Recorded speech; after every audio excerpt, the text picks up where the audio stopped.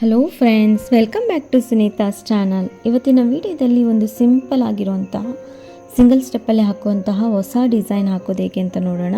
ತುಂಬ ಈಸಿಯಾಗಿ ಹಾಕ್ಕೊಂಡ್ಬಿಡ್ಬೋದು. ಬನ್ನಿ ಹಾಗಿದ್ರೆ ಯಾವ ರೀತಿಯಾಗಿ ಹಾಕೋದು ಅಂತ ನೋಡೋಣ. ನೋಡಿ, ಸ್ಯಾರಿ ಬಂದುಬಿಟ್ಟು ಈ ರೀತಿಯಾಗಿ ಡಾರ್ಕ್ ಗ್ರೀನಲ್ಲಿ ಮತ್ತು ರೆಡ್ ಆ್ಯಂಡ್ ಮೆರೂನಲ್ಲಿದೆ. ಪಲ್ಲು ಬಂದುಬಿಟ್ಟು ರೆಡ್ ಆ್ಯಂಡ್ ಮೆರೂನ್ ಕಲರಲ್ಲಿದೆ. ನಾನು ಯೂಸ್ ಮಾಡ್ತಾ ಇರೋ ಕ್ರೋಶೆ ನಂಬರ್ ಬಂದುಬಿಟ್ಟು 10 ತೊಗೊಂಡಿದ್ದೀನಿ. 10 ಅಥವಾ 11 ಯಾವುದಾದ್ರೂ ಯೂಸ್ ಮಾಡ್ಕೊಳ್ಳಿ. 6 ದಾರನ ನಾಟ್ ಮಾಡಿಕೊಂಡು ಸ್ಯಾರಿ ಬ್ಯಾಕ್ ಸೈಡಲ್ಲಿ ಇಟ್ಬಿಟ್ಟು ಒಂದು ಸಿಂಗಲ್ ಕ್ರೋಶದಿಂದ ಲಾಕ್ ಮಾಡ್ಕೋಬೇಕು. ಸಿಂಗಲ್ ಕ್ರೋಶದಿಂದ ಲಾಕ್ ಆದಮೇಲೆ ಇಲ್ಲಿ 5 ಚೈನ್ಗಳನ್ನು ಹಾಕೋಬೇಕು. ನೋಡಿ, 5 ಚೈನ್ಸ್ ಆದಮೇಲೆ ಸೀರೆ ಮೇಲೆ ಇಟ್ಬಿಟ್ಟು ಒಂದು ಸರಿಯಾಗಿ ಈ ರೀತಿಯಾಗಿ ನೀಟಾಗಿ ಅದು ಎಲ್ಲಿಗೆ ಬರುತ್ತೋ ಅಲ್ಲಿಗೆ ಇಟ್ಬಿಟ್ಟು ಒಂದು ಸಿಂಗಲ್ ಕ್ರೋಶದಿಂದ ಲಾಕ್ ಮಾಡ್ಕೋಬೇಕು.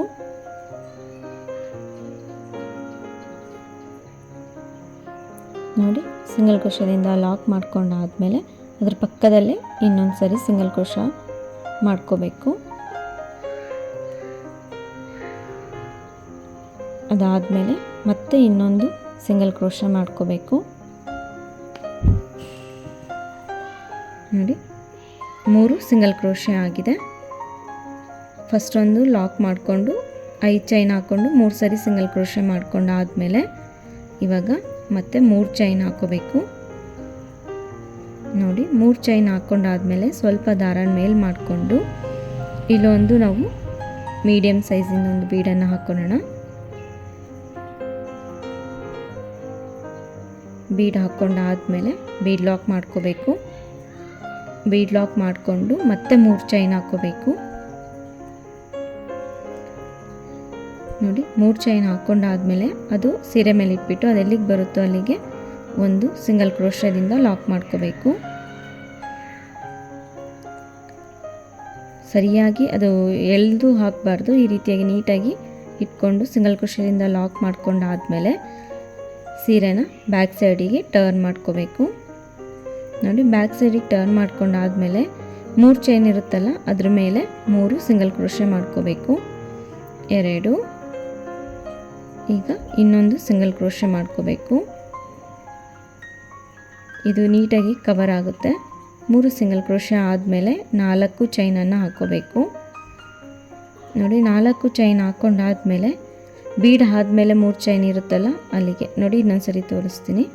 ಇಲ್ಲಿ 3 ಚೈನ್ ಇರುತ್ತಲ್ಲ ಅಲ್ಲಿಗೆ ಮತ್ತೆ 3 ಸರಿ ಸಿಂಗಲ್ ಕ್ರೋಶ ಮಾಡ್ಕೋಬೇಕು. 2 ಸಿಂಗಲ್ ಕ್ರೋಶ ಆಗಿದೆ. 3ನೇ ಸಿಂಗಲ್ ಕ್ರೋಶ. ನೋಡಿ, 3 ಸಿಂಗಲ್ ಕ್ರೋಶ ಆದಮೇಲೆ ಇಲ್ಲಿ ಒಂದು ಲಾಕ್ ಇರುತ್ತಲ್ಲ ಸಿಂಗಲ್ ಕ್ರೋಶ ಅದ್ರ ಮೇಲೆ ಹೋಗ್ಬಿಟ್ಟು ಒಂದು ಸಿಂಗಲ್ ಕ್ರೋಶ ಮಾಡ್ಕೋಬೇಕು. ಅದಾದಮೇಲೆ ಸೀರೆನ ಮತ್ತೆ ಮುಂದಕ್ಕೆ ತಿರುಗಿಸ್ಕೋಬೇಕು. ಸೀರೆನ ಮುಂದಕ್ಕೆ ತಿರುಗಿಸ್ಕೊಂಡು ಕ್ರೋಶ ಮೇಲೆ ಒಂದು ಸರಿ ದಾರ ತಗೊಂಡು ಬೀಡ್ ಮೇಲೆ 4 ಚೈನ್ ಇರುತ್ತಲ್ಲ ಆ ಗ್ಯಾಪಿಗೆ ಹೋಗ್ಬಿಟ್ಟು ದಾರನ ಎಳ್ಕೊಂಡು ಬಂದು ಫಸ್ಟ್ ಈ 2 ಒಂದು ಮಾಡಿಕೊಂಡು ಮತ್ತು ಈ 2 ಒಂದು ಮಾಡ್ಕೋಬೇಕು. ಕಂಬ ಆಗುತ್ತೆ. ಕಂಬ ಆದಮೇಲೆ 3 ಚೈನ್ ಹಾಕೋಬೇಕು. ನೋಡಿ, 3 ಚೈನ್ ಹಾಕ್ಕೊಂಡಾದಮೇಲೆ ಈ ಕಂಬದ ಗ್ಯಾಪ್ ಇರುತ್ತಲ್ಲ ಆ ಗ್ಯಾಪಿಗೆ ಹೋಗ್ಬಿಟ್ಟು ಒಂದು ಲಾಕ್ ಮಾಡ್ಕೋಬೇಕು. ಒಂದು ಸರಿ ಲಾಕ್ ಮಾಡಿಕೊಂಡ್ರೆ ಪಿಕೌಟ್ ಆಗುತ್ತೆ. ಮತ್ತು ಕ್ರೋಶ ಮೇಲೆ ದಾರ ತಗೊಂಡು ಅದೇ 4 ಚೈನ್ ಗ್ಯಾಪಿಗೆ ಹೋಗ್ಬಿಟ್ಟು ದಾರನ ಎಳ್ಕೊಂಡು ಬಂದರೆ ಕ್ರೋಶ ಮೇಲೆ 3 ದಾರ ಇರುತ್ತೆ. ಆ 3ರಲ್ಲಿ ಫಸ್ಟ್ 2 ಒಂದು ಮಾಡಿಕೊಂಡು ಮತ್ತೆ 2 ಒಂದು ಮಾಡಿಕೊಂಡ್ರೆ ಡಬಲ್ ಕ್ರೋಶ ಆಗುತ್ತೆ.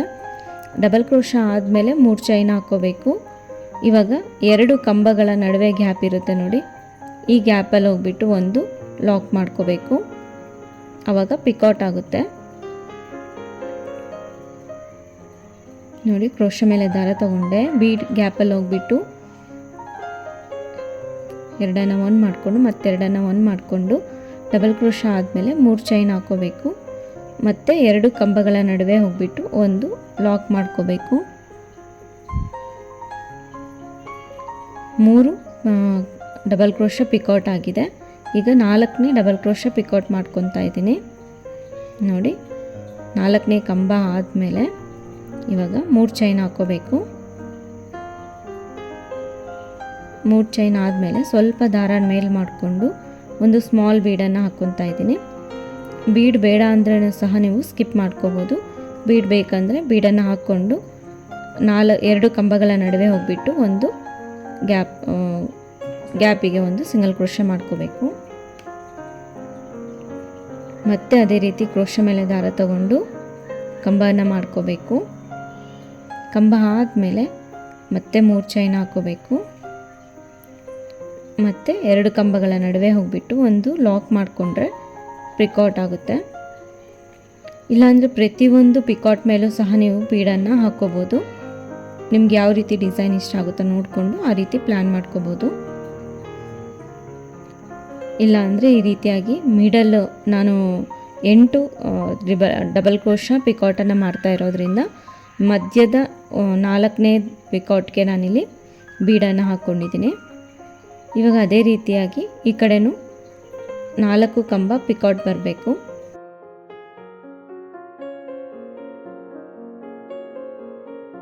ಮೂರು ಚೈನ್ ಹಾಕ್ಕೊಂಡಾದ್ಮೇಲೆ ನೋಡಿ ಈ ಗ್ಯಾಪಲ್ಲಿ ಹೋಗ್ಬಿಟ್ಟು ಒಂದು ಸಿಂಗಲ್ ಕ್ರೋಶೆ ಮಾಡ್ಕೋಬೇಕು.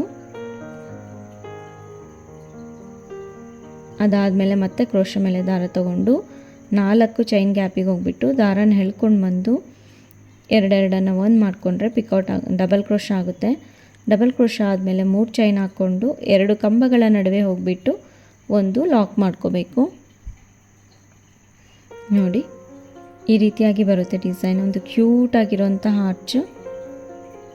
ಅದಾದಮೇಲೆ ಇಲ್ಲಿ ಫಸ್ಟ್ ಒಂದು ಸಿಂಗಲ್ ಕ್ರೋಶ ಇರುತ್ತಲ್ಲ ಅಲ್ಲಿಗೆ ಹೋಗ್ಬಿಟ್ಟು ಒಂದು ಸಿಂಗಲ್ ಕ್ರೋಶದಿಂದ ಲಾಕ್ ಮಾಡ್ಕೋಬೇಕು.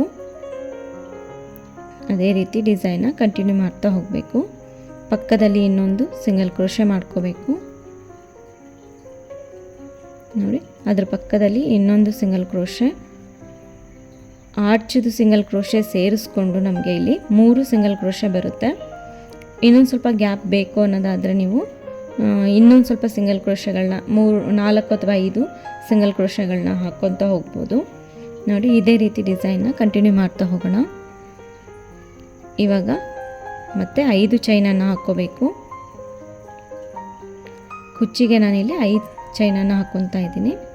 ಕುಚ್ಚು ಬೇಡ ಅನ್ನೋದಾದರೆ ಈ 5 ಚೈನನ್ನು ಸ್ಕಿಪ್ ಮಾಡಿಕೊಂಡು ಡಿಸೈನ್ನ ಕಂಟಿನ್ಯೂ ಮಾಡ್ತಾ ಹೋಗೋದು. ನೋಡಿ 5 ಚೈನ್ ಆದಮೇಲೆ ಅದು ಎಲ್ಲಿಗೆ ಬರುತ್ತೋ ಅಲ್ಲಿಗೆ ಇಟ್ಬಿಟ್ಟು ಒಂದು ಸಿಂಗಲ್ ಕ್ರೋಶದಿಂದ ಲಾಕ್ ಮಾಡಿಕೊಂಡೆ. ಅದ್ರ ಪಕ್ಕದಲ್ಲೇ ಇನ್ನೊಂದು ಸಿಂಗಲ್ ಕ್ರೋಶೆ, ಮತ್ತೊಂದು ಸಿಂಗಲ್ ಕ್ರೋಶೆ ಮಾಡ್ಕೋಬೇಕು. 3 ಸಿಂಗಲ್ ಕ್ರೋಶೆ ಆದಮೇಲೆ ಈಗ 3 ಚೈನನ್ನು ಹಾಕ್ಕೋಬೇಕು. 3 ಚೈನ್ ಆದಮೇಲೆ ದಾರಾನ ಮೇಲ್ ಮಾಡಿಕೊಂಡು ಒಂದು ಮೀಡಿಯಮ್ ಸೈಜಿನ ಬೀಡನ್ನು ಹಾಕ್ಕೊತಾ ಇದ್ದೀನಿ. ಈ ಮೀಡಿಯಮ್ ಸೈಜ್ ಬೀಡ್ ಬದಲು ನೀವು ಬೇಕಿದ್ರೆ ಸ್ವಲ್ಪ ದೊಡ್ಡ ಬೀಡನ್ನು ಸಹ ಯೂಸ್ ಮಾಡ್ಕೋಬೋದು. ಬೀಡ್ ಲಾಕ್ ಮಾಡ್ಕೊಂಡಾದಮೇಲೆ 3 ಚೈನ್ ಹಾಕ್ಕೊಂಡು ಅದೆಲ್ಲಿಗೆ ಬರುತ್ತೋ ಅಲ್ಲಿಗೆ ಇಟ್ಬಿಟ್ಟು ಸೀರೆ ಮೇಲೆ ಒಂದು ಸಿಂಗಲ್ ಕ್ರೋಶೆ ಮಾಡ್ಕೋಬೇಕು. ನೋಡಿ ಈ ರೀತಿ ಆದಮೇಲೆ ಸೀರೆನ ಮತ್ತೆ ಬ್ಯಾಕ್ ಸೈಡಿಗೆ ಟರ್ನ್ ಮಾಡ್ಕೋಬೇಕು. ಬ್ಯಾಕ್ ಸೈಡಿಗೆ ತಿರುಗಿಸ್ಕೊಂಡಾದ್ಮೇಲೆ ಇಲ್ಲಿ 3 ಸಿಂಗಲ್ ಕ್ರೋಶೆ ಮಾಡ್ಕೋಬೇಕು 3 ಚೈನ್ ಗ್ಯಾಪಿಗೆ.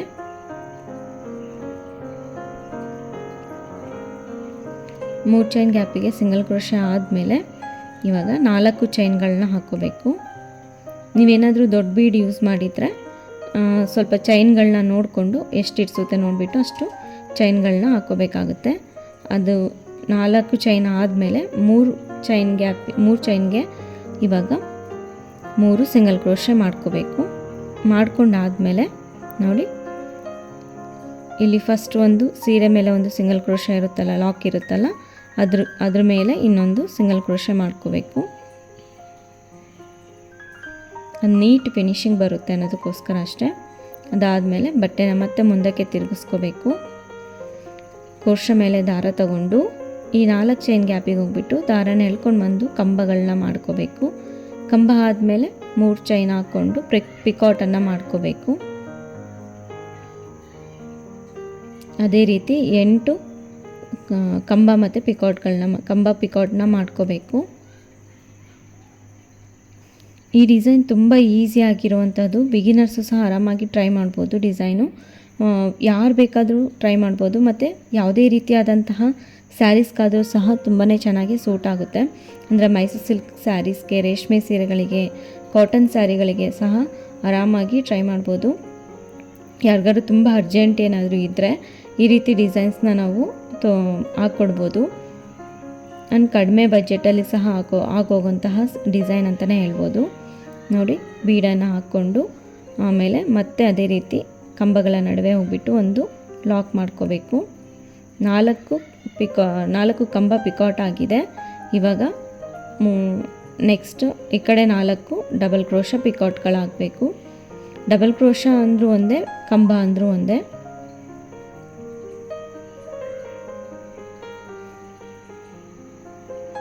ಅದೇ ರೀತಿ ಡಿಸೈನ್ನ ಕಂಟಿನ್ಯೂ ಮಾಡ್ತಾ ಹೋಗೋದು.